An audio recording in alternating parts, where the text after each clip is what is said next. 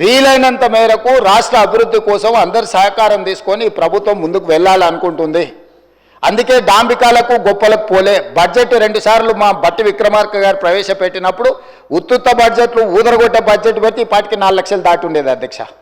ఉత్తుత్త బడ్జెట్లు ఊదరగొట్టే బడ్జెట్లు పెట్టదలుచుకోలేదు.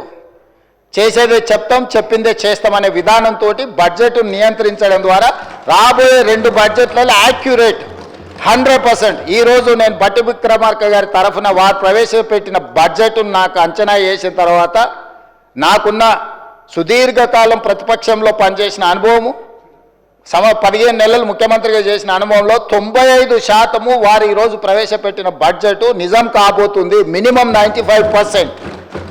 Whereas 2014 to 2023 go through all 10 budgets. మొదటి సంవత్సరం 40% వ్యత్యాసం ఉంది.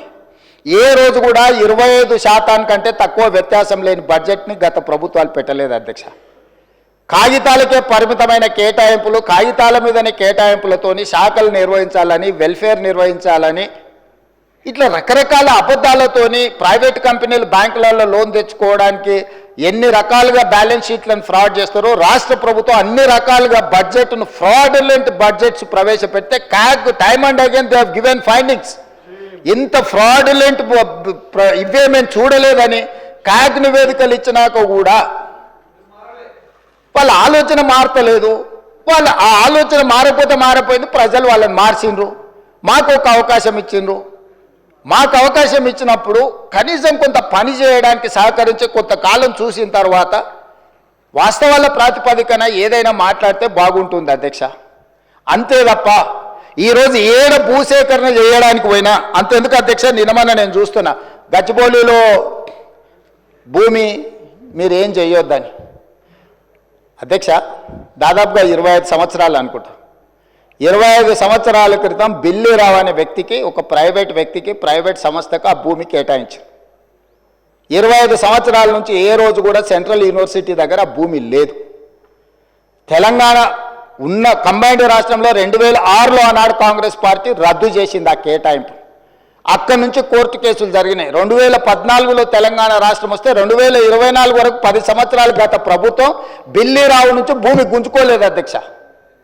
నేను వచ్చిన వెంబడే సుప్రీంకోర్టు వరకు వెళ్ళి కొట్లాడి ఒక ప్రైవేట్కు ఐఎంజీ భారత్ అని ఒక ఫేక్ కంపెనీకి కేటాయించిందని ఆరోపణలు ఎదుర్కొంటున్న భూమిని సుప్రీంకోర్టులో కూడా కేసు గెలిచి ఆ భూమిని వెనక్కి తీసుకొని ఆ భూమిని ఈరోజు మనం అభివృద్ధిలో భాగంగా టీజీఐఐసి కేటాయించి అక్కడ ఐటీ కంపెనీలు ఇతర పరిశ్రమలు రావడానికి అవసరమైన లేఅవుట్ చేయండి అని చెప్పి ఈరోజు ఒక అభివృద్ధి కోసము ఒక కాంక్రీట్ ప్రపోజల్తో ముందుకు వస్తే ఈరోజు అక్కడ ఏదో రిజర్వ్ ఫారెస్ట్ ఉన్నట్టు, రిజర్వ్ ఫారెస్ట్లో అత్యంత ఏమంటారు జీవరాశులు ఉన్నట్టు,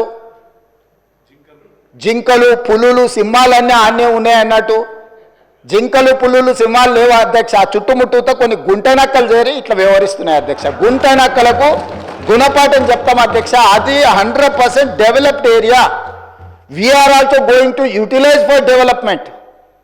We are not utilizing or otherwise మేము ఎవరికో అర్ధరాత్రి పూట ఎవరికో కట్టబెట్టే ప్రయత్నం చేయలేదు అధ్యక్ష. పర్ఫెక్ట్ డెవలప్మెంట్ చేసి ఓపెన్ ఆక్షన్ ద్వారా అంతర్జాతీయ స్థాయి సంస్థల్ని పెట్టుబడులు పెట్టడానికి భూమిని తెలంగాణ ఇండస్ట్రియల్ ఇన్ఫ్రాస్ట్రక్చర్ కార్పొరేషన్ ద్వారా ఆ పెట్టుబడులను ఆకర్షించడం కోసం ఈరోజు ఒక ప్రణాళికబద్ధమైన డెవలప్మెంట్ చేయడానికి మేము ముందుకు వస్తే ఇవాళ దాన్ని అడ్డుకునే ప్రయత్నం చేస్తున్నారు అధ్యక్ష. నేను ఒకటే మాట అడుగుతున్నా అధ్యక్ష, 10 సంవత్సరాల మీద అధికారంలో ఉన్నప్పుడు ఐఎంజీ భారత బిల్లిరావు అనే ఆయన దగ్గర భూమి ఉన్నప్పుడు మీకు బాధ లేదు, దుఃఖం లేదు, ఆ భూమిని వెనక్కి తీసుకురావాలని ఆలోచన లేదు.